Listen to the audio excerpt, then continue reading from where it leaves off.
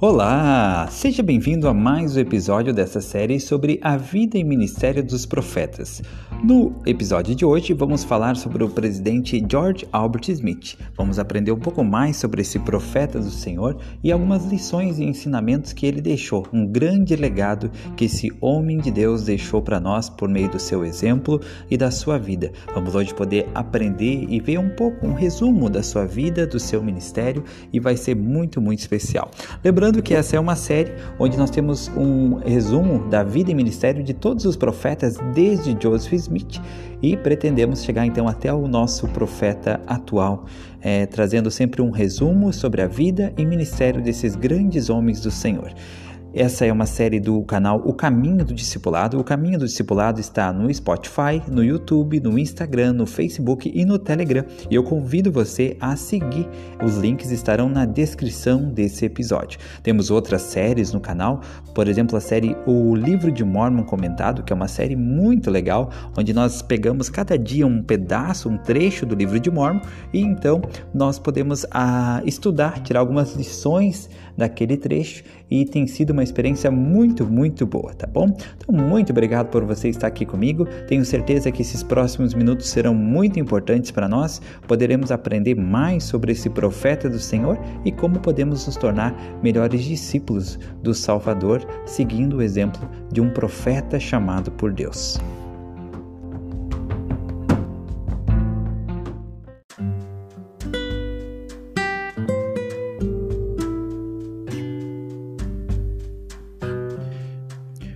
Vida e ministério de George Albert Smith. Certo dia, enquanto servia como presidente da igreja, George Albert Smith recebeu uma fotografia com um bilhete dizendo: "Estou lhe enviando esta fotografia porque é uma ilustração gráfica do homem que acreditamos que o Senhor é." Era uma fotografia do presidente Smith conversando com uma mãe e seus 4 filhinhos. Naquele dia específico, o presidente Smith estava correndo para pegar um trem, quando a mãe o parou, desejando que os filhos tivessem a oportunidade de apertar a mão do profeta de Deus. Alguém que observava a cena registrou o momento na fotografia. O bilhete prosseguia dizendo: "O motivo pelo qual gostamos tanto desta fotografia é porque, sendo tão atarefado, apesar de estar com pressa para entrar no carro e pegar o trem que o esperava, ainda assim o Senhor parou para apertar a mão de cada filho daquela família." Atos de bondade como esses eram uma característica da vida do ministério de George Albert Smith, seja oferecendo amor e incentivo a um vizinho que vacila na fé ou organizando um imenso trabalho de bem-estar para alimentar milhares de pessoas. George Albert Smith seguia em sua vida o mandamento dado pelo Salvador: amarás o teu próximo como a ti mesmo.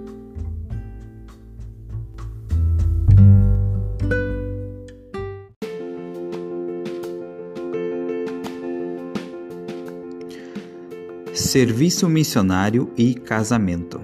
Em setembro de 1891, o presidente Wilford Woodruff chamou George Albert Smith para servir missão de curto prazo no sul de Utah. Sua designação específica era a de trabalhar com os jovens da igreja na área. Nos 4 meses seguintes, ele e seu companheiro ajudaram a estabelecer as organizações de jovens nas estacas e alas, falaram em várias reuniões e incentivaram os jovens a viver os padrões da igreja. Ao voltar da missão, George Albert continuou a cortejar a namorada que conhecia desde a infância, Lucy Woodruff, a neta do presidente Wilford Woodruff. Eles eram vizinhos na infância e Lucy percebeu os traços de caráter que George Albert estava desenvolvendo. Ela registrou sua admiração por ele em seu diário, falando: "Recolho-me essa noite com gratidão a Deus no coração e oro para que Ele me dê forças para merecer mais o amor de alguém que acredito firmemente ser um dos melhores rapazes que já foi colocado na terra. A bondade e a virtude dele fazem-me vir as lágrimas aos olhos." Mas Lucy tinha muitos admiradores também, e alguns deles eram muito ricos e lhe ofereciam presentes extravagantes. George Albert, por outro lado, atraía Lucy por sua dedicação ao Senhor. Ele escreveu a ela: Se estiver interessada em casar com alguém pelo dinheiro, não será comigo, porque há muito decidi que não vou dedicar minha vida e o meu tempo para acumular dinheiro, mas para servir ao Senhor e para ajudar seus filhos neste mundo.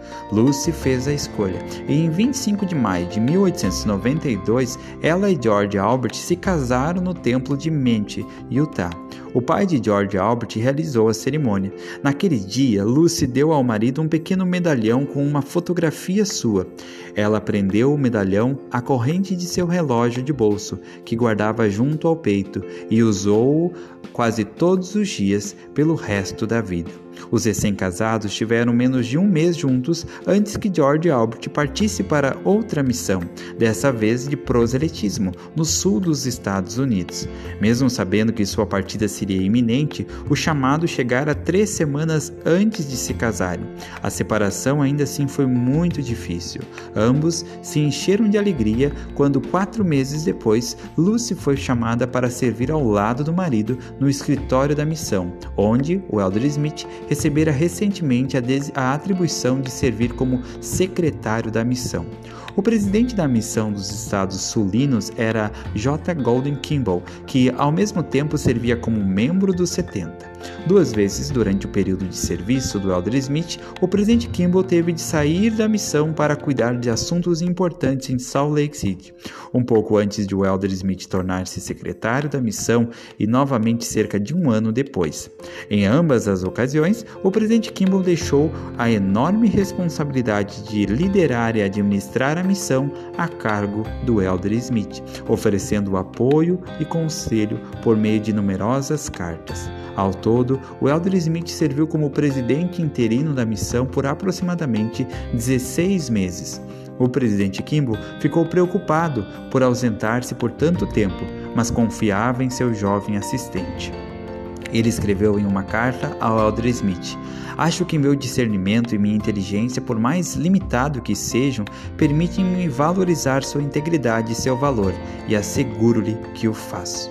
Em outra carta ele escreveu: "Sempre tenha esse conceito em destaque, o de que aprecio muito seu trabalho, zelo e bom espírito." O presidente Kimball teve muitas oportunidades de testemunhar o zelo e o bom espírito do elder Smith. Em uma ocasião, os dois viajavam juntos e foram convidados para passar a noite em uma pequena cabana de toras. George Albert Smith contou mais tarde: "Por volta da meia-noite, fomos acordados por um barulho terrível e de gritos e berros que vinha de fora da casa. Muitos palavrões nos chegaram aos ouvidos quando nos erguemos da cama para ver o que acontecia. Era noite de lua e pudemos ver muitas pessoas reunidas fora da casa. O presidente Kimball pulou da cama e começou a se vestir. Os homens esmurraram a porta e usaram palavreado de baixo calão, ordenando que os Mormons saíssem da casa ou que eles iam atirar neles. O presidente Kimball perguntou se eu não ia levantar-me e vestir-me, e eu lhe disse que não, ia permanecer na cama, porque tinha certeza que o Senhor cuidaria de nós." Poucos segundos depois, o quarto se encheu de tiros. Aparentemente, a multidão tinha se dividido em 4 grupos e atirava nos cantos da casa. Lascas voavam sobre nossa cabeça em todas as direções. Houve uns poucos momentos de silêncio. Então, outra saraivada de tiros foi disparada e mais lascas voaram. Não me senti de modo algum aterrorizado. Estava muito calmo, ali, deitado, ao passar pelos acontecimentos mais horríveis de minha vida, mas tinha certeza de que o Senhor me protegeria, e Ele o fez. Aparentemente, a multidão perdeu o interesse e foi embora.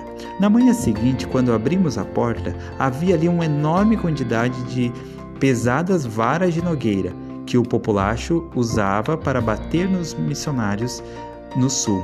Anos mais tarde, George Albert Smith contou essa experiência aos netos para ensinar-lhes a confiar no Senhor. "Quero fixar em sua mente", disse ele, "que o Senhor vai cuidar de vocês nos momentos de perigo, se lhes derem a oportunidade."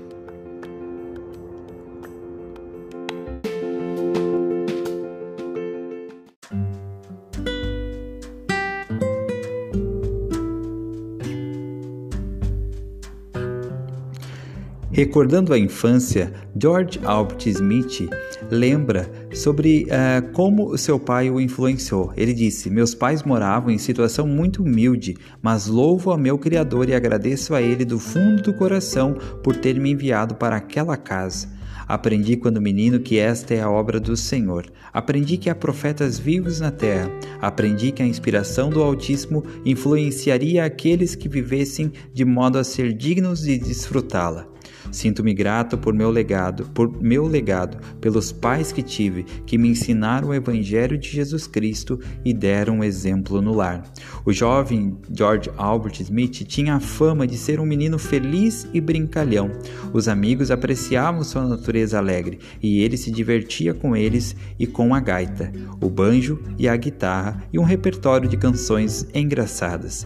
Embora também tenha tido experiências que o ajudaram a desenvolver um forte senso de responsabilidade, que era extraordinário em sua pouca idade, quando tinha 12 anos, George Albert estudou na Academia Brigham Young, onde recebeu alguns conselhos que tiveram profunda repercussão em sua vida. Mais tarde ele relembrou: "Tive o privilégio de ter estudado com o Dr. Karl Maeser, aquele preeminente educador, que foi o primeiro fundador de nossas grandes escolas da igreja. Não me lembro muito do que foi dito durante o ano que estudei ali, mas há uma coisa que provavelmente jamais esquecerei. Eu repeti muitas vezes. O Dr. Maeser, certo dia, levantou-se e disse: "Vocês não apenas terão de prestar contas das coisas que fazem, mas também serão considerados até pelos pensamentos que têm." Sendo rapaz e não tendo o hábito de controlar muito meus pensamentos, fiquei intrigado com o que deveria fazer, e isso me preocupou. Na verdade, não conseguia parar de pensar nisso. Cerca de uma semana ou 10 dias depois, subitamente compreendi o que ele quis dizer. Consegui perceber a razão daquilo. De repente, veio-me à mente a interpretação do que ele dissera. Ora, é claro que seremos considerados responsáveis por nossos pensamentos, porque quando a vida terminar na mortalidade, ela será a soma de nossos pensamentos. Esse conselho me foi uma grande bênção por toda a vida e permitiu em muitas ocasiões que eu me abstivesse de pensar de modo impróprio, porque me dei conta de que serei o produto de meus pensamentos quando o trabalho de minha vida estiver concluído. O jovem George Albert assumiu grandes responsabilidades no lar. Em 1882, quando seu pai, que estava servindo no Quórum dos 12 por 2 anos, foi chamado presidente da missão europeia, a ausência de John Henry exigiu que George Albert ajudasse a prover o sustento da família. Quando tinha 13 anos, candidatou-se a um emprego na fábrica e na loja de departamentos de propriedade da igreja, em Salt Lake City. Mas o gerente disse que não tinha condições de contratar mais ninguém. George Albert replicou que não pedira que lhe pagassem, apenas que lhe deixassem trabalhar.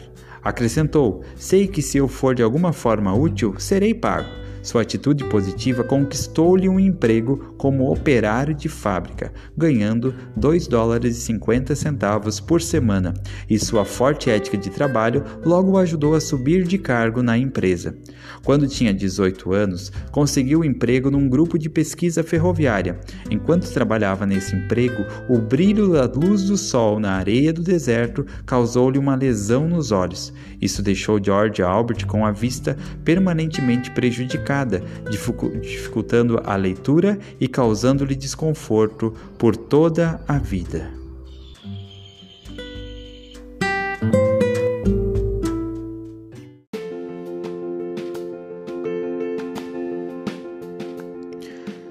Serviço missionário e casamento. Em setembro de 1891, o presidente Wilford Woodruff chamou George Albert Smith para servir missão de curto prazo no sul de Utah. Sua designação específica era a de trabalhar com os jovens da igreja na área. Nos 4 meses seguintes, ele e seu companheiro ajudaram a estabelecer as organizações de jovens nas estacas e alas. falaram em várias reuniões e incentivaram os jovens a viver os padrões da igreja. Ao voltar da missão, George Albert continuou a cortejar a namorada que conhecia desde a infância, Lucy Woodruff, a neta do presidente Wilford Woodruff. Eles eram vizinhos na infância e Lucy percebeu os traços de caráter que George Albert estava desenvolvendo. Ela registrou sua admiração por ele em seu diário, falando: "Recolho-me essa noite com gratidão a Deus no coração e oro para que Ele me dê forças para merecer mais o amor de alguém que acredito firmemente ser um dos melhores rapazes que já foi colocado na terra. A bondade e a virtude dele fazem-me vir as lágrimas aos olhos." Mas Lucy tinha muitos admiradores também, e alguns deles eram muito ricos e lhe ofereciam presentes extravagantes. George Albert, por outro lado, atraía Lucy por sua dedicação ao Senhor. Ele escreveu a ela: "Se estiver interessada em casar com alguém pelo dinheiro, não será comigo, porque há muito decidi que não vou dedicar minha vida e o meu tempo para acumular dinheiro, mas para servir ao Senhor e para ajudar seus filhos neste mundo." Lucy fez a escolha, e em 25 de maio de 1892, ela e George Albert se casaram no templo de Menche, Utah. O pai de George Albert realizou a cerimônia. Naquele dia, Lucy deu ao marido um pequeno medalhão com uma fotografia sua. Ela prendeu o medalhão à corrente de seu relógio de bolso, que guardava junto ao peito, e usou-o quase todos os dias pelo resto da vida.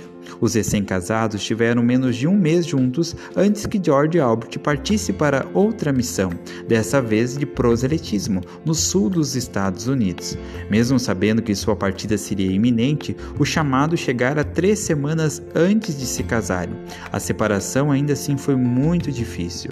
Ambos se encheram de alegria quando, 4 meses depois, Lucy foi chamada para servir ao lado do marido no escritório da missão, onde o Elder Smith recebera recentemente a atribuição de servir como secretário da missão. O presidente da missão dos Estados Sulinos era J. Golden Kimball, que ao mesmo tempo servia como membro dos 70. 2 vezes durante o período de serviço do Elder Smith, o presidente Kimball teve de sair da missão para cuidar de assuntos importantes em Salt Lake City. Um pouco antes de o Elder Smith tornar-se secretário da missão e novamente cerca de 1 ano depois. Em ambas as ocasiões, o presidente Kimball deixou a enorme responsabilidade de liderar e administrar a missão a cargo do Elder Smith, oferecendo apoio e conselho por meio de numerosas cartas. Ao todo, o Elder Smith serviu como presidente interino da missão por aproximadamente 16 meses. O presidente Kimball ficou preocupado por ausentar-se por tanto tempo, mas confiava em seu jovem assistente. Ele escreveu em uma carta ao Elder Smith: "Acho que meu discernimento e minha inteligência, por mais limitado que sejam, permitem-me valorizar sua integridade e seu valor, e asseguro-lhe que o faço." Em outra carta ele escreveu: "Sempre tenha esse conceito em destaque, o de que aprecio muito seu trabalho, zelo e bom espírito." O presidente Kimball teve muitas oportunidades de testemunhar o zelo e o bom espírito do Elder Smith. Em uma ocasião, os dois viajavam juntos e foram convidados para passar a noite em uma pequena cabana de toras. George Albert Smith contou mais tarde: "Por volta da meia-noite, fomos acordados por um barulho terrível e de gritos e berros que vinha de fora da casa. Muitos palavrões nos chegaram aos ouvidos quando nos erguemos da cama para ver o que acontecia. Era noite de lua e pudemos ver muitas pessoas reunidas fora da casa. O presidente Kimball pulou da cama e começou a se vestir. Os homens esmurraram a porta e usaram palavreado de baixo calão, ordenando que os Mormons saíssem da casa ou que eles iam atirar neles. O presidente Kimball perguntou se eu não ia levantar-me e vestir-me, e eu lhe disse que não, ia permanecer na cama, porque tinha certeza que o Senhor cuidaria de nós. Poucos segundos depois, o quarto se encheu de tiros. Aparentemente, a multidão tinha se dividido em 4 grupos e atirava nos cantos da casa. Lascas voavam sobre nossa cabeça em todas as direções. Houve uns poucos momentos de silêncio. Então, outra saraivada de tiros foi disparada e mais lascas voaram. Não me senti de modo algum aterrorizado. Estava muito calmo, ali, deitado, ao passar pelos acontecimentos mais horríveis de minha vida, mas tinha certeza de que o Senhor me protegeria, e Ele o fez. Aparentemente, a multidão perdeu o interesse e foi embora. Na manhã seguinte, quando abrimos a porta, havia ali uma enorme quantidade de pesadas varas de nogueira que o populacho usava para bater nos missionários no sul.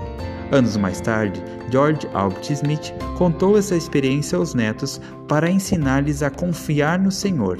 Quero fixar em sua mente, disse ele, que o Senhor vai cuidar de vocês nos momentos de perigo, se lhes derem a oportunidade.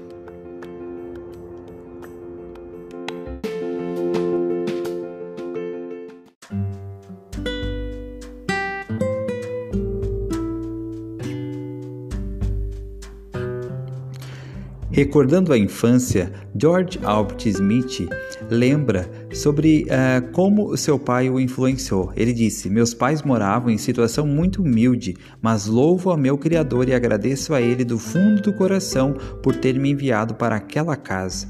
Aprendi quando menino que esta é a obra do Senhor. Aprendi que há profetas vivos na terra. Aprendi que a inspiração do Altíssimo influenciaria aqueles que vivessem de modo a ser dignos de desfrutá-la. Sinto-me grato por meu legado, pelos pais que tive, que me ensinaram o Evangelho de Jesus Cristo e deram um exemplo no lar. O jovem George Albert Smith tinha a fama de ser um menino feliz e brincalhão. Os amigos apreciavam sua natureza alegre e ele se divertia com eles e com a gaita, o banjo e a guitarra e um repertório de canções engraçadas. Embora também tenha tido experiências que o ajudaram a desenvolver um forte senso de responsabilidade, que era extraordinário em sua pouca idade, quando tinha 12 anos, George Albert estudou na Academia Brigham Young, onde recebeu alguns conselhos que tiveram profunda repercussão em sua vida. Mais tarde ele relembrou: tive o privilégio de ter estudado com o Dr. Carl Maser, aquele preeminente educador, que foi o primeiro fundador de nossas grandes escolas da igreja. Não me lembro muito do que foi dito durante o ano que estudei ali, mas há uma coisa que provavelmente jamais esquecerei. Eu repeti muitas vezes. O Dr. Maser, certo dia, levantou-se e disse: vocês não apenas terão de prestar contas das coisas que fazem, mas também serão considerados até pelos pensamentos que têm. Sendo rapaz e não tendo o hábito de controlar muito meus pensamentos, fiquei intrigado com o que deveria fazer, e isso me preocupou. Na verdade, não conseguia parar de pensar nisso. Cerca de uma semana ou 10 dias depois, subitamente compreendi o que ele quis dizer. Consegui perceber a razão daquilo. De repente, veio-me à mente a interpretação do que ele dissera. Ora, é claro que seremos considerados responsáveis por nossos pensamentos, porque quando a vida terminar na mortalidade, ela será a soma de nossos pensamentos. Esse conselho me foi uma grande bênção por toda a vida e permitiu em muitas ocasiões que eu me abstivesse de pensar de modo impróprio, porque me dei conta de que serei o produto de meus pensamentos quando o trabalho de minha vida estiver concluído. O jovem George Albert assumiu grandes responsabilidades no lar. Em 1882, quando seu pai, que estava servindo no Quórum dos 12 por 2 anos, foi chamado presidente da missão europeia, a ausência de John Henry exigiu que George Albert ajudasse a prover o sustento da família. Quando tinha 13 anos, candidatou-se a um emprego na fábrica e na loja de departamentos de propriedade da igreja, em Salt Lake City. Mas o gerente disse que não tinha condições de contratar mais ninguém. George Albert replicou que não pedira que lhe pagassem, apenas que lhe deixassem trabalhar. Acrescentou: sei que se eu for de alguma forma útil, serei pago.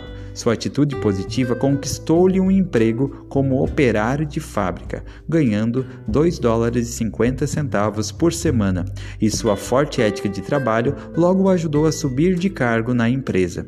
Quando tinha 18 anos, conseguiu um emprego num grupo de pesquisa ferroviária. Enquanto trabalhava nesse emprego, o brilho da luz do sol na areia do deserto causou-lhe uma lesão nos olhos. Isso deixou George Albert com a vista permanentemente prejudicada, dificultando a leitura e causando-lhe desconforto por toda a vida.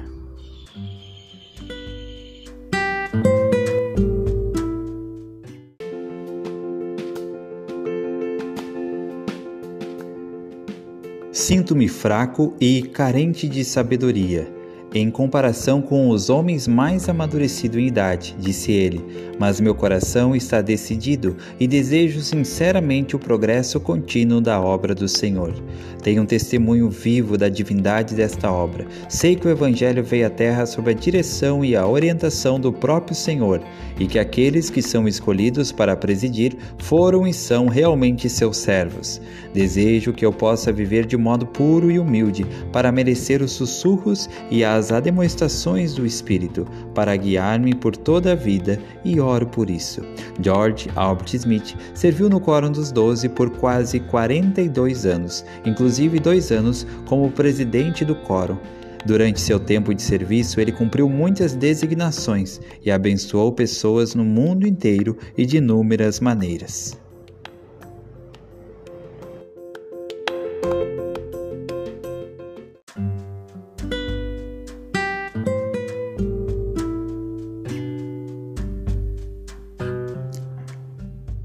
A filha Emily relembra que aconteceu na casa da família Smith aquele dia foi incrível. Parecia que todo o tabernáculo fizeram uma fila em frente de nossa casa, chorando e abraçando minha mãe. Todos diziam que meu pai era um apóstolo e achávamos que ser um apóstolo deveria ser a pior coisa que podia acontecer a alguém.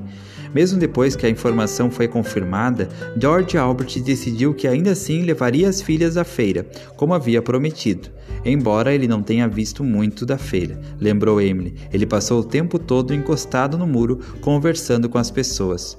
2 dias depois, em 8 de outubro de 1903, George Albert Smith foi ordenado apóstolo na sala superior do templo de Salt Lake City, pelo presidente Joseph F. Smith.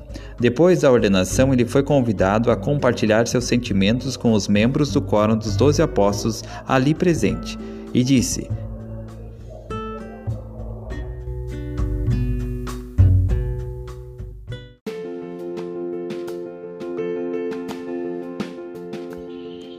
envolvimento cívico.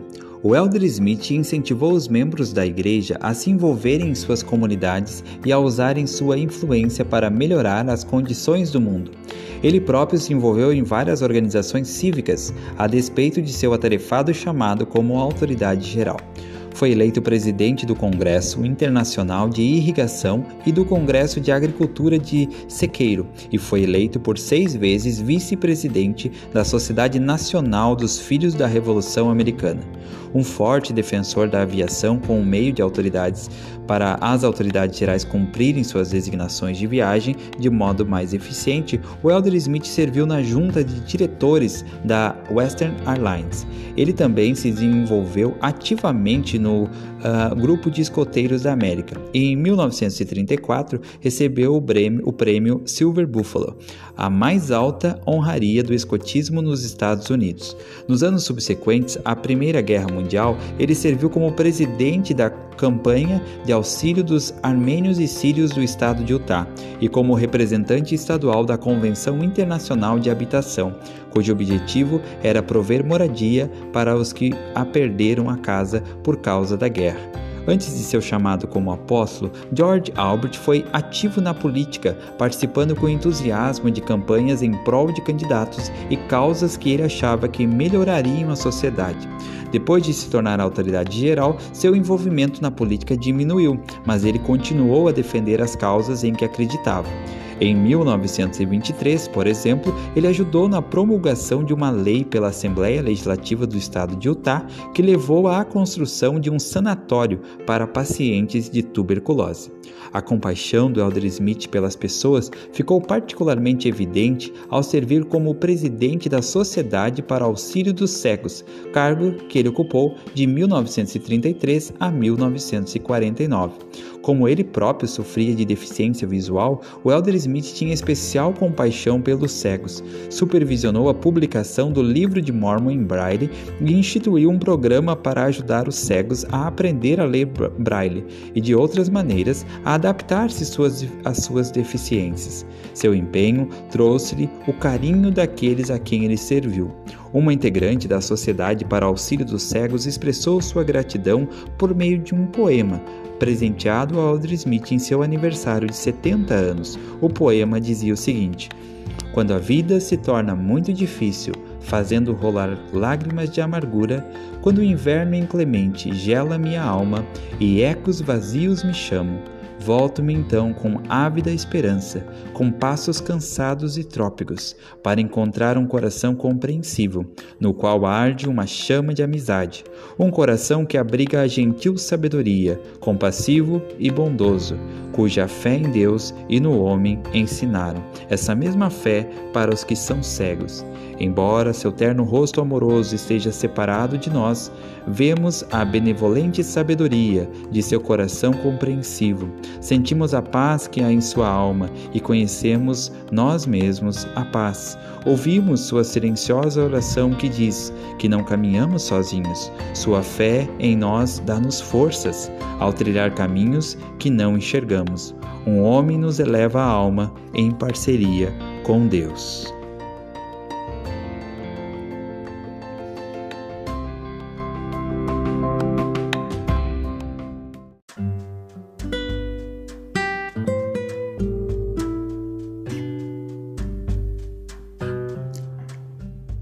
A filha Emily relembra que aconteceu na casa da família Smith aquele dia foi incrível. Parecia que todo o tabernáculo fizera uma fila em frente de nossa casa, chorando e abraçando minha mãe. Todos diziam que meu pai era um apóstolo e achávamos que ser um apóstolo deveria ser a pior coisa que podia acontecer a alguém. Mesmo depois que a informação foi confirmada, George Albert decidiu que ainda assim levaria as filhas à feira, como havia prometido. Embora ele não tenha visto muito da feira, lembrou Emily, ele passou o tempo todo encostado no muro, conversando com as pessoas. 2 dias depois, em 8 de outubro de 1903, George Albert Smith foi ordenado apóstolo na sala superior do templo de Salt Lake City, pelo presidente Joseph F. Smith. Depois da ordenação, ele foi convidado a compartilhar seus sentimentos com os membros do Quórum dos 12 Apóstolos ali presente, e disse: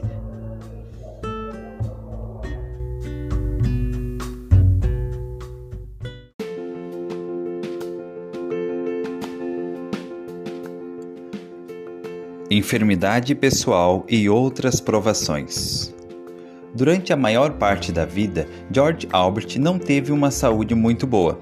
Embora gostasse de nadar, de andar a cavalo e de outras atividades físicas, seu corpo era frágil e com frequência debilitado, além de seu problema crônico de vista. O Elder Smith sofreu do estômago e de dores nas costas, de fadiga constante, de problemas cardíacos e de muitas outras enfermidades durante a vida. O estresse e a pressão das muitas responsabilidades também o afetaram, e a princípio ele não se dispunha a diminuir o ritmo para preservar a saúde. Consequentemente, de 1909 a 1912, ele lutou contra uma doença tão grave que o deixou de cama e o impediu de cumprir seus deveres no Quórum dos 12. Foi um período penoso para o Elder Smith, que queria desesperadamente voltar ao serviço. O falecimento de seu pai em 1911 e um grave surto de gripe que afligiu sua esposa tornaram a recuperação do Elder Smith ainda mais difícil. Anos mais tarde ele contou o seguinte sobre a experiência pessoal que teve naquele período. Ele falou: há vários anos fiquei gravemente enfermo. Na verdade, acho que todos desistiram de mim, a não ser minha mulher. Fiquei tão fraco que mal conseguia me mover. Tinha de fazer um esforço lento e exaustivo até para virar-me da cama. Certo dia, naquelas condições, perdi a consciência e imaginei ter passado para o outro lado do véu. Vi-me de pé, de costas para um grande e belo lago e de frente para uma grande floresta. Não havia ninguém à vista e não havia nenhum bote no lago ou nenhum outro meio de transporte visível que indicasse como eu teria chegado àquele lugar. Dei-me conta que assim que me apareceu que eu havia encerrado meu trabalho na mortalidade e voltado para casa. Comecei a explorar os arredores e logo encontrei uma trilha que atravessava o bosque, que me pareceu pouco usada, estando quase escondida pelo mato. Segui a trilha e depois de caminhar por algum tempo, tendo percorrido uma distância considerável pela floresta, vi um homem vindo em minha direção. Percebi que era um homem bem alto e corri para chegar perto dele, porque o reconheci como sendo meu avô, George A. Smith. Na vida mortal, ele pesava mais de 130 quilos, por isso vocês podem ver que ele era um homem bem grande. Lembro-me de quão feliz eu ficava ao vê-lo chegar. Recebi seu nome e sempre me orgulhei disso. Quando meu avô estava a poucos passos de mim, parou onde estava. Com isso fez com que eu me detivesse também. Então, e isso é algo que eu gostaria que os meninos e as meninas e os jovens jamais esquecessem. Ele encarou-me com muita sinceridade e disse: "Gostaria de saber o que você tem feito com o meu nome." Todos os meus atos passaram diante de mim como um filme numa tela. Tudo o que eu tinha feito na vida rapidamente. Aquela vívida retrospecção chegou ao exato momento em que eu estava ali, diante dele. Toda a minha vida passou diante de meus olhos. Sorri, olhei para meu avô e disse: "Não fiz nada com seu nome de que tenha que se envergonhar." Ele se aproximou e me abraçou, e enquanto fazia isso, recobrei a consciência em meu ambiente terrestre. Meu travesseiro estava tão molhado como se alguém tivesse derramado água nele, molhado de lágrimas de gratidão por eu ter podido responder sem me envergonhar. Tenho pensado nisso muitas vezes e quero dizer-lhes que tenho tentado mais do que nunca desde aquela época cuidar muito bem desse nome. Então quero dizer aos meninos e às meninas, aos jovens, aos homens e às mulheres, à juventude da igreja e de todo mundo: honre seu pai e sua mãe, honre o nome que vocês têm. Por fim, o Elder Smith começou a recuperar as forças e saiu daquela provação com um renovado sentimento de gratidão por seu testemunho da verdade. Ele disse aos santos mais tarde numa conferência geral: "Passei pelo vale da sombra da morte nos últimos anos. Estive tão próximo do outro lado que tenho certeza que se não fosse pela bênção especial de nosso Pai Celestial, eu não teria permanecido neste mundo. Mas em momento algum se enfraqueceu o testemunho que meu Pai Celestial me abençoava. Quanto mais próximo estive do outro lado, maior foi a minha certeza de que o Evangelho é verdadeiro. Agora que minha vida foi poupada, regozijo-me em testificar que sei que o Evangelho é verdadeiro e do fundo da alma agradeço a meu Pai Celestial por ele ter revelado isso para mim." Várias enfermidades físicas e outras adversidades continuaram a afligir o Elder Smith nos anos subsequentes. Talvez sua maior provação tenha ocorrido entre 1932 e 1937, quando a esposa Lucy foi acometida de artrite e nevralgia. Ela sentia muitas dores e em 1937 passou a exigir cuidados quase constantes. Então, um ataque cardíaco em 1937 quase lhe tirou a vida e a deixou ainda mais fraca. Embora se preocupasse constantemente com Lucy, o Elder Smith continuou a desempenhar seus deveres da melhor maneira que podia. Em 5 de novembro de 1937, ele falou no funeral de um amigo. E ao sentar-se depois do discurso, alguém lhe entregou um bilhete dizendo que voltasse imediatamente para casa. Mais tarde ele escreveu em seu diário: "Saí imediatamente, mas minha querida esposa dera o seu último suspiro antes que eu chegasse em casa. Ela faleceu enquanto eu falava no funeral. Indubitavelmente, perdi uma companheira dedicada e me sentirei solitário sem ela." Lucy e George estavam casados havia pouco mais de 45 anos quando ela morreu. Ela estava com 68 anos de idade. Embora sentisse profunda saudade da esposa, o Elder Smith sabia que a separação seria apenas temporária, e esse conhecimento lhes deu força. Embora minha família esteja muito angustiada, escreveu ele, somos consolados pela certeza de uma reunião com a mãe se permanecermos fiéis. Ela foi uma esposa e mãe dedicada, prestativa e atenciosa. Sofreu por 6 anos de uma forma ou de outra, e tenho certeza de que ela está feliz na companhia da mãe e de outros entes queridos que ali estão. O Senhor é extremamente bondoso e fez sumir todo sentimento de morte, pelo que sou extremamente grato.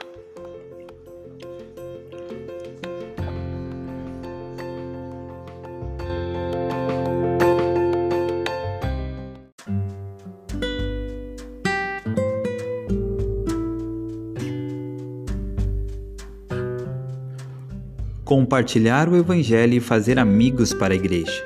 O Elder Smith tinha um talento natural para deixar as pessoas à vontade e transformar inimigos em amigos.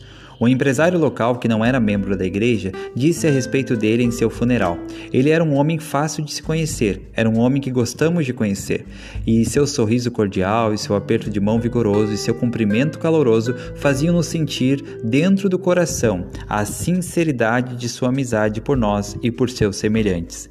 Esse talento foi valioso numa época em que a igreja ainda era, em grande parte, desconhecida no mundo inteiro e encarada com desconfiança por muitos. Certa vez, ao cumprir uma designação em Virgínia, ele ficou sabendo que os líderes governamentais da cidade tinham ameaçado prender qualquer pessoa que fosse apanhada pregando o mormonismo.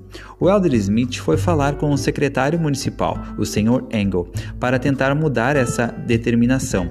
Mais tarde ele escreveu em seu diário: quando fui falar pela primeira vez com o Sr. Engel, ele foi muito ríspido e me informou sucintamente que não seríamos tolerados naquela cidade. Eu lhe disse que acreditava que ele estava mal informado e que gostaria de conversar com ele. Passamos algum tempo conversando sobre o mormonismo. Ele abrandou consideravelmente sua atitude e antes de eu sair, apertamos as mãos e ele me deu seu cartão. Saí dali com certeza de que tinham removido alguns preconceitos. 3 dias depois, o Elder Smith fez-lhe outra visita. Dessa vez, deixou um exemplar do Livro de Mórmon com ele.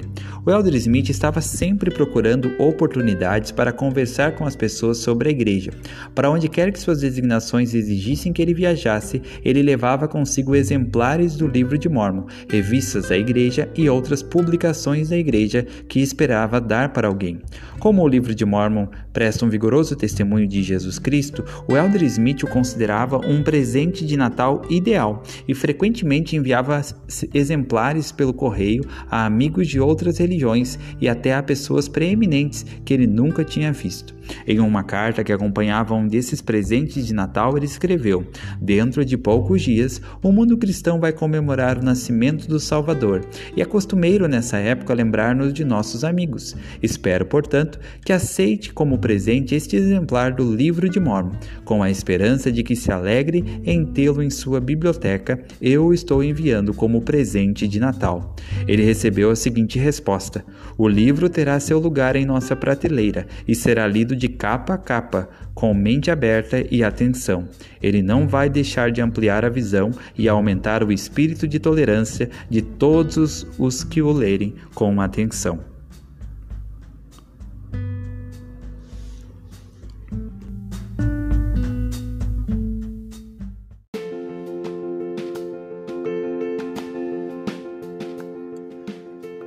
Enfermidade pessoal e outras provações. Durante a maior parte da vida, George Albert não teve uma saúde muito boa. Embora gostasse de nadar, de andar a cavalo e de outras atividades físicas, seu corpo era frágil e com frequência debilitado, além de seu problema crônico de vista. O Elder Smith sofreu do estômago e de dores nas costas, de fadiga constante, de problemas cardíacos e de muitas outras enfermidades durante a vida. O estresse e a pressão das muitas responsabilidades também o afetaram, e a princípio ele não se dispunha a diminuir o ritmo para preservar a saúde. Consequentemente, de 1909 a 1912, ele lutou contra uma doença tão grave que o deixou de cama e o impediu de cumprir seus deveres no Quórum dos 12. Foi um período penoso para o Elder Smith, que queria desesperadamente voltar ao serviço. O falecimento de seu pai em 1911 e um grave surto de gripe que afligiu sua esposa tornaram a recuperação do Elder Smith ainda mais difícil.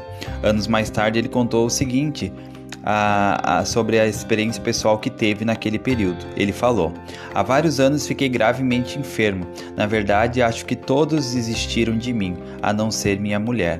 Fiquei tão fraco que mal conseguia me mover. Tinha de fazer um esforço lento e exaustivo até para virar-me da cama. Certo dia, naquelas condições, perdi a consciência e imaginei ter passado para o outro lado do véu. Vi-me de pé, de costas para um grande e belo lago e de frente para uma grande floresta. Não havia ninguém à vista e não havia nenhum bote no lago ou nenhum outro meio de transporte visível que indicasse como eu teria chegado àquele lugar. Dei-me conta que assim que me apareceu que eu havia encerrado meu trabalho na mortalidade e voltado para casa. Comecei a explorar os arredores e logo encontrei uma trilha que atravessava o bosque, que me pareceu pouco usada, estando quase escondida pelo mato. Segui a trilha e depois de caminhar por algum tempo, tendo percorrido uma distância considerável pela floresta, vi um homem vindo em minha direção. Percebi que era um homem bem alto e corri para chegar perto dele, porque o reconheci como sendo meu avô, George A. Smith. Na vida mortal, ele pesava mais de 130 quilos, por isso vocês podem ver que ele era um homem bem grande. Lembro-me de quão feliz eu ficava ao vê-lo chegar. Recebi seu nome e sempre me orgulhei disso. Quando meu avô estava a poucos passos de mim, parou onde estava. Com isso fez com que eu me detivesse também. Então, isso é algo que eu gostaria que os meninos e as meninas e os jovens jamais esquecessem. Ele encarou-me com muita sinceridade e disse: gostaria de saber o que você tem feito com o meu nome. Todos os meus atos passaram diante de mim como um filme numa tela. Tudo o que eu tinha feito na vida rapidamente. Aquela vívida retrospecção chegou ao exato momento em que eu estava ali, diante dele. Toda a minha vida passou diante de meus olhos. Sorri, olhei para meu avô e disse: não fiz nada com o seu nome de que tenha que se envergonhar. Ele se aproximou e me abraçou, e enquanto fazia isso, recobrei a consciência em meu ambiente terrestre. Meu travesseiro estava tão molhado como se alguém tivesse derramado água nele, molhado de lágrimas de gratidão por eu ter podido responder sem me envergonhar. Tenho pensado nisso muitas vezes e quero dizer-lhes que tenho tentado mais do que nunca desde aquela época cuidar muito bem desse nome. Então quero dizer aos meninos e às meninas, aos jovens, aos homens e às mulheres, à juventude da igreja e de todo mundo: honre seu pai e sua mãe, honre o nome que vocês têm. Por fim, o Elder Smith começou a recuperar as forças e saiu daquela provação com um renovado sentimento de gratidão por seu testemunho da verdade. Ele disse aos santos mais tarde numa conferência geral: passei pelo vale da sombra da morte nos últimos anos. Estive tão próximo do outro lado que tenho certeza que se não fosse pela bênção especial de nosso Pai Celestial, eu não teria permanecido neste mundo. Mas em momento algum se enfraqueceu o testemunho que meu Pai Celestial me abençoava. Quanto mais próximo estive do outro lado, maior foi a minha certeza de que o Evangelho é verdadeiro. Agora que minha vida foi poupada, regozijo-me em testificar que sei que o Evangelho é verdadeiro, e do fundo da alma agradeço a meu Pai Celestial por ele ter revelado isso para mim. Várias enfermidades físicas e outras adversidades continuaram a afligir o Elder Smith nos anos subsequentes. Talvez sua maior provação tenha ocorrido entre 1932 e 1937, quando a esposa, Lucy, foi acometida de artrite e nevralgia. Ela sentia muitas dores e em 1937 passou a exigir cuidados quase constantes. Então, um ataque cardíaco em 1937 quase lhe tirou a vida e a deixou ainda mais fraca.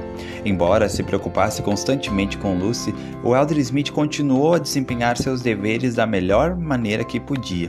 Em 5 de novembro de 1937, ele falou no funeral de um amigo, e ao sentar-se depois do discurso, alguém lhe entregou um bilhete dizendo que voltasse imediatamente para casa. Mais tarde, ele escreveu em seu diário: "Saí imediatamente, mas minha querida esposa dera o seu último suspiro antes que eu chegasse em casa. Ela faleceu enquanto eu falava no funeral. Indubitavelmente, perdi uma companheira dedicada e me sentirei solitário sem ela." Lucy e George estavam casados havia pouco mais de 45 anos quando ela morreu. Ela estava com 68 anos de idade. Embora sentisse profunda saudade da esposa, o Elder Smith sabia que a separação seria apenas temporária, e esse conhecimento lhe deu força. "Embora minha família esteja muito angustiada", escreveu ele, "somos consolados pela certeza de uma reunião com a mãe se permanecermos fiéis. Ela foi uma esposa e mãe dedicada, prestativa e atenciosa. Sofreu por 6 anos de uma forma ou de outra, e tenho certeza de que ela está feliz na companhia da mãe e de outros entes queridos que ali estão. O Senhor é extremamente bondoso e fez sumir todo o sentimento de morte, pelo que sou extremamente grato."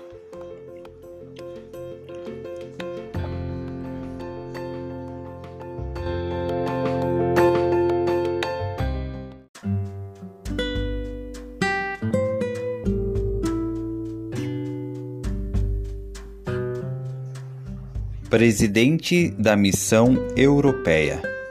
Em 1919, o presidente Heber J. Grant, que pouco antes tinha sido apoiado presidente da igreja, chamou Elder Smith para presidir a missão europeia.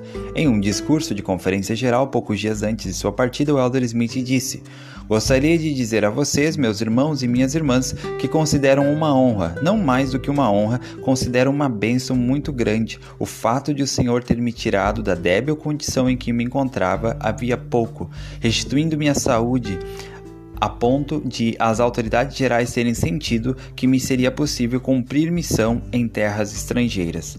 Na quarta-feira espero pegar o trem para a costa e depois cruzar o oceano até o campo para o qual fui chamado. Agradeço a Deus pela oportunidade de ir para lá. Sinto-me grato pelo conhecimento dessa verdade ter vindo à alma." Naquela época, a Europa ainda se recuperava da Primeira Guerra Mundial e havia terminado poucos meses antes. Por causa da guerra, o número de missionários na Europa era bem pequeno, e uma das tarefas do Elder Smith era de aumentar esse número. As difíceis condições econômicas do pós-guerra na Europa, porém, tornaram os governos relutantes em conceder os vistos necessários. Para piorar as coisas, ainda havia muito mal entendido e preconceito contra os santos dos últimos dias. Para melhorar a imagem da igreja, o Elder Smith reuniu-se com inúmeros líderes governamentais e outras pessoas importantes. Ao explicar o propósito dos missionários na Europa e em todo o mundo, ele geralmente dizia: "Mantenham todas as coisas boas que vocês têm, mantenham tudo o que Deus lhe deu e que enriquece sua vida, e depois deixem que compartilhemos algo com vocês que vai aumentar a sua felicidade e satisfação." De acordo com um dos missionários que serviu com ele, com o seu modo magistral e bondoso de agir, ele conquistou a estima e a amizade das pessoas e conseguiu concessões referentes aos missionários que haviam sido negadas anteriormente. No final de seu trabalho, em 1921, o Elder Smith havia conseguido elevar o número de missionários que servia na Europa e mudar algumas impressões erradas que as pessoas tinham em relação aos santos dos últimos dias. Também fez amigos para a igreja e manteve contato com eles por meio de cartas ainda por muitos anos.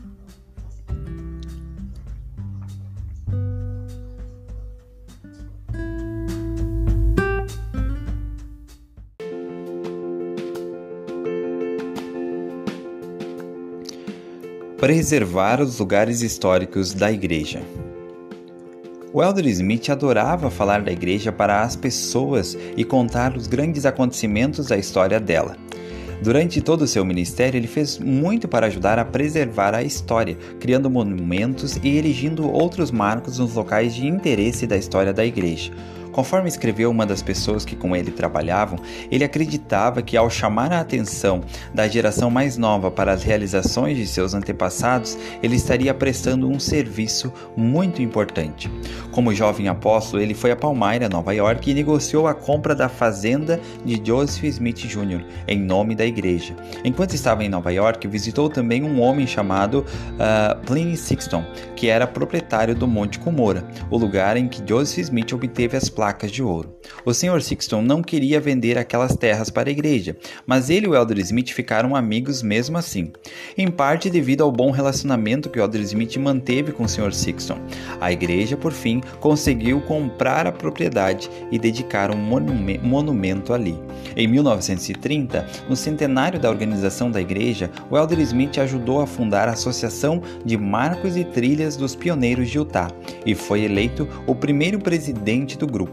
Ao longo dos 20 anos que se seguiram essa organização, elegiu mais de 100 monumentos e marcos históricos, muitos dos quais em memória da Trilha dos Pioneiros para o Vale do Lago Salgado. O Elder Smith oficiou na dedicação da maioria desses monumentos. Explicando o interesse da igreja por locais históricos, ele escreveu: "É costume erigir monumentos a pessoas para que a memória delas seja preservada.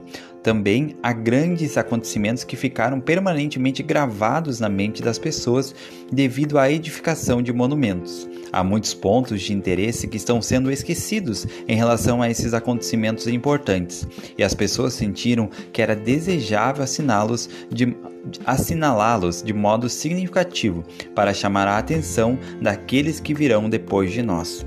Como seu avô tinha sido um dos que entraram em Utah como pioneiros, o Elder Smith sentia profundo respeito por aqueles antigos membros da igreja que sacrificaram tanto por sua fé. Em um discurso para a Sociedade de Socorro, ele contou a seguinte experiência pessoal que teve ao refazer a trilha dos pioneiros de carrinho de mão. Ele disse: "Chegamos ao trecho da trilha em que a companhia Martin de carrinhos de mão perdeu tantas vidas. Encontramos, na medida do que nos foi possível, o local em que eles acamparam. Aqueles eram descendentes daquele grupo de pessoas que estavam ali para assistir à colocação de um marco histórico. Depois fomos a Rocky Creek, onde havíamos colocado um marco temporário um ano antes. Naquela época específica do ano, belas flores silvestres cresciam em toda parte, e havia muitos íris silvestres, e os membros do grupo colheram algumas dessas flores e as depositaram carinhosamente em um monte de pedras que haviam sido empilhadas no ano anterior. Naquele lugar, 15 membros dessa igreja tinham sido enterrados numa vala comum, tendo morrido de fome e frio. Vocês sabem que há momentos e lugares em que parecemos achegar-nos mais ao nosso Pai Celestial. Ao sentar-nos ao redor da fogueira do acampamento naquele pequeno vale, onde uma tragédia se abateu sobre a companhia William de carrinhos de mão, nós que éramos descendentes dos pioneiros, daqueles que haviam cruzado as planilhas no calor do verão e no frio do inverno, foram contadas histórias sobre as experiências vividas por nossos antepassados. Foi um momento de grande deleite. A história estava sendo repetida para o nosso benefício. Pareceu-me que estávamos na presença daqueles mesmos que sacrificaram tudo o que tinham para ter as bênçãos do Evangelho. Pareceu-nos sentir na presença do Senhor. Ao sairmos dali, depois de verter nossas lágrimas, porque duvido que houvesse um olho seco no grupo de 30 ou 40 pessoas, a influência resultante daquela pequena reunião tocou-nos o coração, e uma das queridas irmãs pegou-me pelo braço e disse: "Irmão Smith, de agora em diante serei uma pessoa melhor." Aquela mulher é uma das melhores pessoas que conheço, mas creio que ela foi tocada, como a maioria de nós, pelo fato de que em certos aspectos não estávamos à altura dos ideais que deveriam estar em nossa alma. As pessoas ali enterradas não apenas haviam doado dias de sua vida, mas deram a própria vida como prova de sua crença na divindade dessa obra. Se os membros desta organização, a Sociedade de Socorro, forem tão fiéis quanto as pessoas que estão enterradas nas planícies, que enfrentaram seus problemas com fé no Senhor, vocês multiplicarão suas muitas realizações, e a benevolência de um Pai amoroso fluirá para vocês e para seus entes queridos.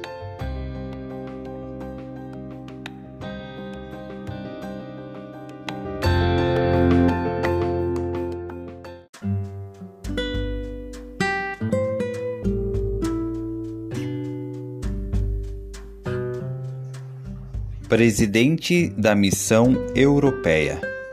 Em 1919, o presidente Herbert G. Grant, que pouco antes tinha sido apoiado presidente da igreja, chamou Elder Smith para presidir a missão europeia. Em um discurso de conferência geral, poucos dias antes de sua partida, o Elder Smith disse: "Gostaria de dizer a vocês, meus irmãos e minhas irmãs, que consideram uma honra, não mais do que uma honra, considero uma bênção muito grande, o fato de o Senhor ter me tirado da débil condição em que me encontrava havia pouco, restituindo-me a saúde, a ponto de as autoridades gerais terem sentido que me seria possível cumprir missão em terras estrangeiras. Na quarta-feira espero pegar o trem para a costa e depois cruzar o oceano até o campo para o qual fui chamado. Agradeço a Deus pela oportunidade de ir para lá. Sinto-me grato pelo conhecimento dessa verdade ter vindo à alma." Naquela época, a Europa ainda se recuperava da Primeira Guerra Mundial e havia terminado poucos meses antes.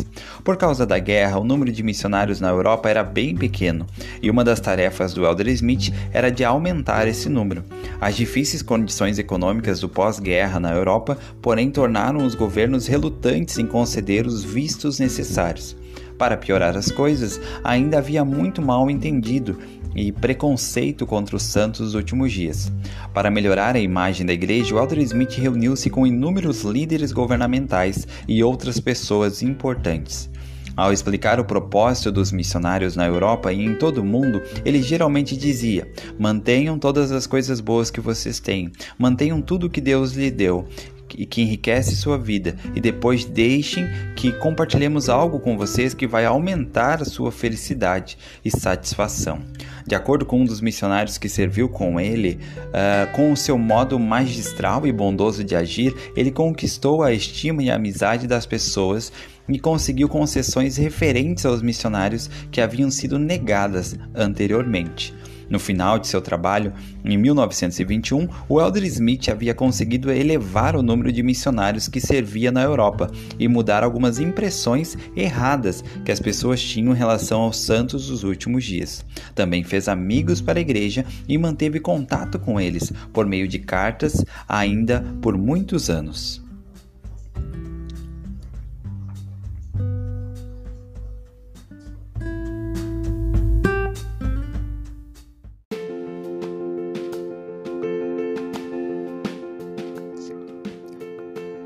Comemoração do centenário da chegada dos pioneiros.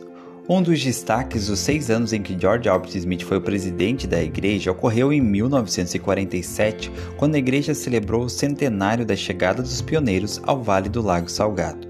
O presidente Smith supervisionou a comemoração, que atraiu atenção nacional e culminou com a dedicação do monumento "Este é o Lugar", em Salt Lake City, perto do local onde os pioneiros entraram no vale. Desde 1930, o presidente Smith se envolvera no planejamento de um memorial para homenagear a fé e as conquistas dos pioneiros. Teve o cuidado, no entanto, de fazer com que o monumento também homenageasse os primeiros exploradores, missionários de outras regiões e importantes líderes indígenas americanos daquela época. Na dedicação do monumento "Este é o Lugar", George K. Morris, que na época era presidente da Missão dos Estados do Leste, destacou o espírito de boa vontade que ele atribuiu aos esforços do presidente Smith. As contribuições do presidente Smith para a fraternidade e tolerância se refletiam no serviço dedicatório. O próprio monumento honrava em escultura, tanto quanto era possível numa escultura individual, os homens que fizeram história naquela região montanhosa do oeste, antes dos pioneiros mormons, independente da raça ou religião. Quando o programa do serviço dedicatório estava sendo preparado, era desejo do presidente Smith que todos os grupos religiosos fossem representados, além dos líderes governamentais da cidade, do condado e do estado. Um padre católico, um bispo protestante, um rabino judeu e um representante da Igreja de Jesus Cristo dos Santos Últimos Dias foram oradores de destaque. Um visitante do leste, após o programa, fez a seguinte observação: "Hoje tive um novo batismo espiritual. O que testemunhei não poderia ter acontecido em nenhum outro lugar no mundo. O espírito de tolerância se manifestou hoje e foi magnífico." Embora o monumento de 60 metros fosse impressionante, o presidente Smith ensinou que a melhor maneira de homenagear os pioneiros era seguir seu exemplo de fé e devoção.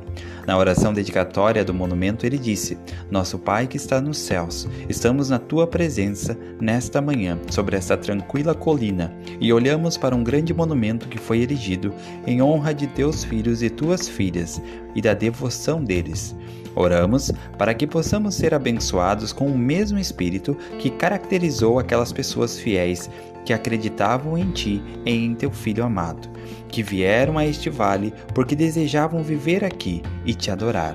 Oramos para que o espírito de adoração e de gratidão possam continuar em nosso coração."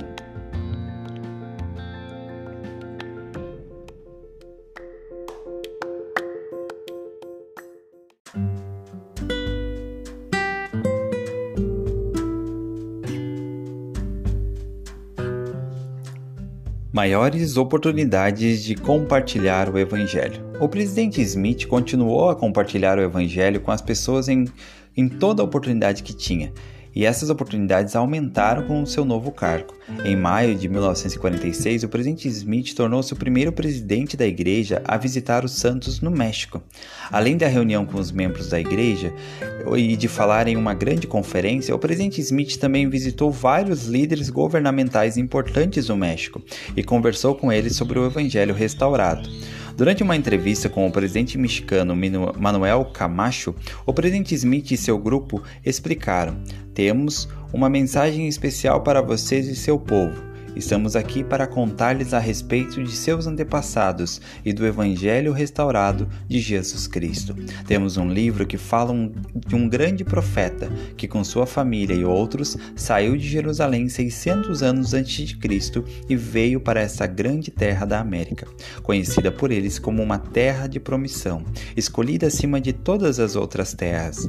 Esse livro fala também da visita de Jesus Cristo a este continente e conta que ele organizou sua igreja e escolheu seus 12 discípulos." O presidente Camacho, que expressou respeito e admiração pelos santos dos últimos dias que moravam em seu país, ficou muito interessado no livro de Mórmon e perguntou: "Seria possível obter um exemplar do livro de Mórmon?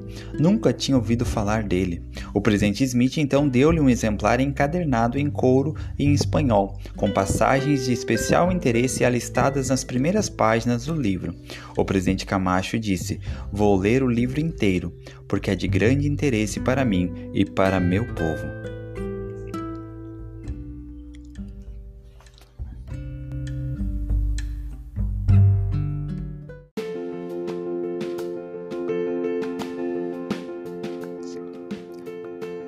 Comemoração do centenário da chegada dos pioneiros. Um dos destaques dos 6 anos em que George Albert Smith foi o presidente da igreja ocorreu em 1947, quando a igreja celebrou o centenário da chegada dos pioneiros ao Vale do Lago Salgado. O presidente Smith supervisionou a comemoração, que atraiu atenção nacional e culminou com a dedicação do monumento "Este é o Lugar", em Salt Lake City, perto do local onde os pioneiros entraram no vale. Desde 1930, o presidente Smith se envolvera no planejamento de um memorial para homenagear a fé e as conquistas dos pioneiros.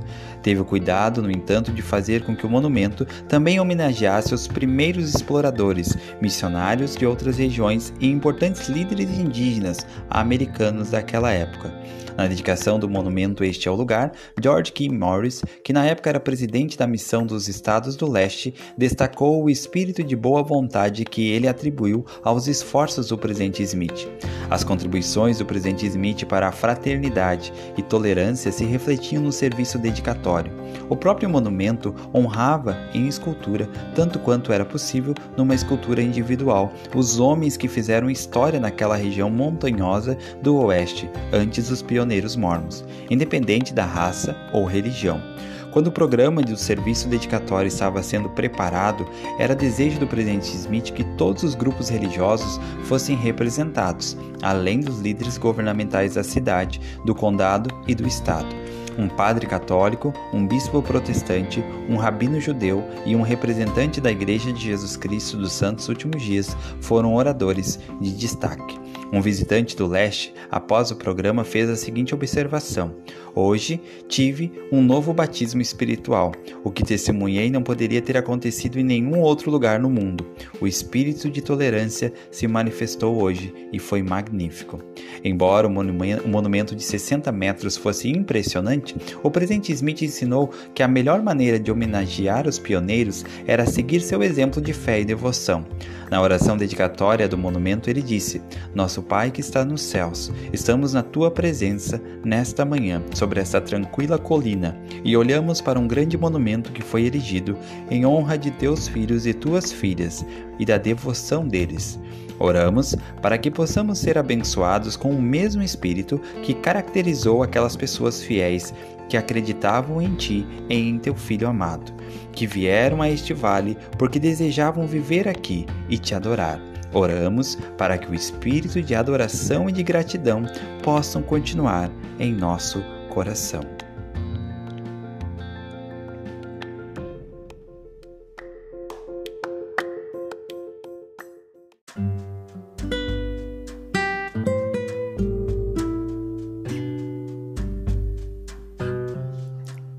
Maiores oportunidades de compartilhar o Evangelho. O presidente Smith continuou a compartilhar o Evangelho com as pessoas em toda a oportunidade que tinha, e essas oportunidades aumentaram com o seu novo cargo. Em maio de 1946, o presidente Smith tornou-se o primeiro presidente da igreja a visitar os santos no México. Além da reunião com os membros da igreja e de falar em uma grande conferência, o presidente Smith também visitou vários líderes governamentais importantes no México e conversou com eles sobre o Evangelho restaurado. Durante uma entrevista com o presidente mexicano Manuel Camacho, o presidente Smith e seu grupo explicaram: "Temos uma mensagem especial para vocês e seu povo. Estamos aqui para contar-lhes a respeito de seus antepassados e do Evangelho restaurado de Jesus Cristo. Temos um livro que fala de um grande profeta que, com sua família e outros, saiu de Jerusalém 600 anos antes de Cristo e veio para essa grande terra da América, conhecida por eles como uma terra de promissão, escolhida acima de todas as outras terras. Esse livro fala também da visita de Jesus Cristo a este continente e conta que ele organizou sua igreja e escolheu seus 12 discípulos." O presidente Camacho, que expressou respeito e admiração pelos santos dos últimos dias que moravam em seu país, ficou muito interessado no livro de Mórmon e perguntou: "Seria possível obter um exemplar do livro de Mórmon? Nunca tinha ouvido falar dele." O presidente Smith então deu-lhe um exemplar encadernado em couro e em espanhol, com passagens de especial interesse alistadas nas primeiras páginas do livro. O presidente Camacho disse: "Vou ler o livro inteiro, porque é de grande interesse para mim e para meu povo."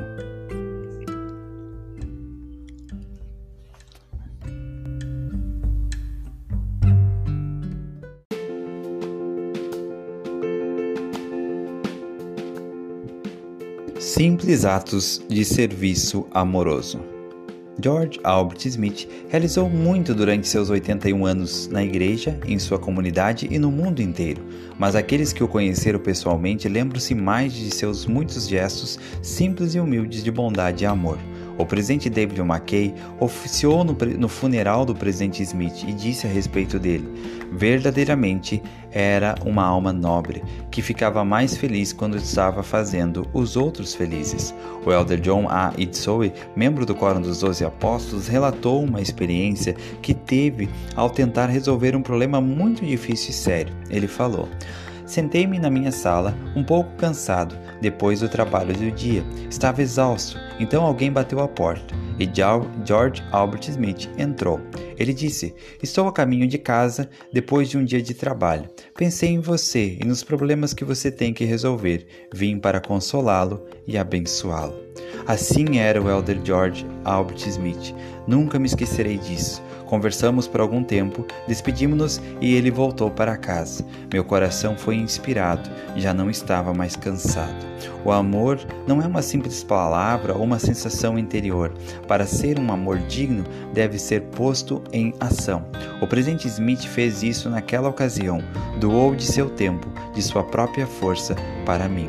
O elder Matthew Cawley, que também era membro do Coro dos 12 Apóstolos e amigo próximo do presidente Smith, prestou-lhe homenagem no funeral da seguinte maneira: todos os angustiados, todos os afligidos por doenças ou por outras adversidades que estiveram na presença deste Filho de Deus foram abençoados pela virtude e força que dele emanavam. O fato de estar em sua presença era uma cura, se não física, então realmente espiritual.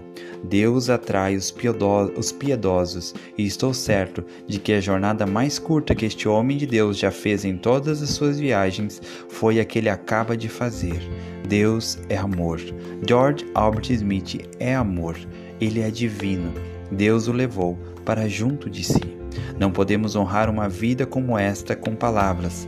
Elas não são adequadas. Há apenas uma maneira de honrar sua força, sua doçura de caráter, suas grandes qualidades de amor, que é com os nossos atos. Sejamos todos um pouco mais dispostos a perdoar, um pouco mais ternos em nossos relacionamentos uns com os outros, um pouco mais atenciosos uns com os outros, um pouco mais generosos com os sentimentos uns dos outros. No túmulo de George Albert Smith há a seguinte inscrição. Ela fornece um resumo adequado de sua vida e serviço amoroso e diz o seguinte: ele compreendeu e divulgou os ensinamentos de Cristo e foi extraordinariamente bem-sucedido ao colocá-los em prática. Foi gentil, paciente, sábio, tolerante e compreensível. Seguiu fazendo bem. Amava Utah e América, mas seus interesses não se limitavam a seu próprio país ou povo. Tinha fé sem reservas na necessidade e no poder do amor. Tinha afeição ilimitada por sua igreja e sua família. Ele serviu apaixonadamente. No entanto, seu amor não era limitado, mas incluía todos os homens, independente de raça, credo ou situação. Para eles e a respeito deles, ele frequentemente dizia: somos todos filhos de nosso Pai.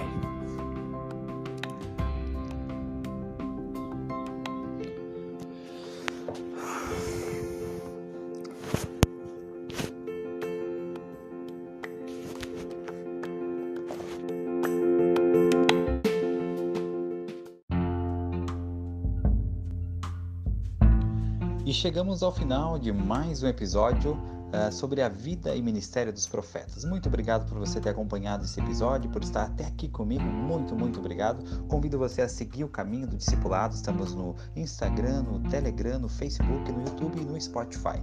Também convido você a ouvir ou assistir os outros episódios que temos do Caminho do Discipulado, que já estão disponíveis aí no nosso canal. Muito, muito obrigado pela sua companhia. Desejo tudo de bom na sua vida. Seja feliz e lembre-se sempre: Jesus Cristo é o caminho do discipulado.